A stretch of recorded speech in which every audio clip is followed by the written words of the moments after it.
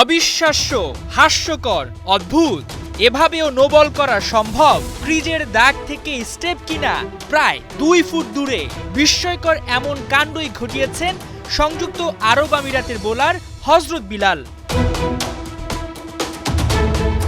Abu Dhabi টি10 লিগে New York Strikers Sam পারমি ক্রিকেট দলের ম্যাচের দ্বিতীয় ইনিংসের চতুর্থ ওভারে এক মস্ত বড় নো বল করে বসেন স্যাম পারমির বোলার বিলাল, যা দেখে সাথে সাথে ড্রেসিং রুমে হাসতে দেখা যায় তার সতীর্থ এবং প্রতিপক্ষের ক্রিকেটারদের। যেন বোলিং না করে লং জাম্প দিয়েছেন বিলাল।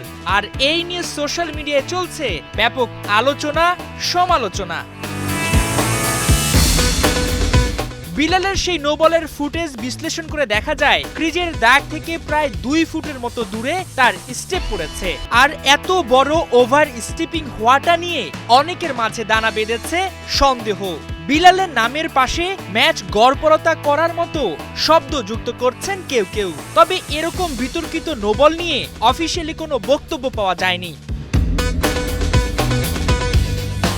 আর এমন নো বলের দিনে ম্যাচে বড় ব্যবধানে জয় পেয়েছে হযরত বিলালের দল স্যাম পারমি। ফাফ ডু প্লেসিদের 36 রানে হারিয়ে পয়েন্ট টেবিলের শীর্ষস্থান ধরে রেখেছে ফ্র্যাঞ্চাইজিটি। তবে এবারই এমন অস্বাভাবিক নো বল কাণ্ড ঘটেনি আবুধাবি টি10 লিগে। গেল আসরেও অদ্ভুত নো বলের ঘটনা ঘটেছিল।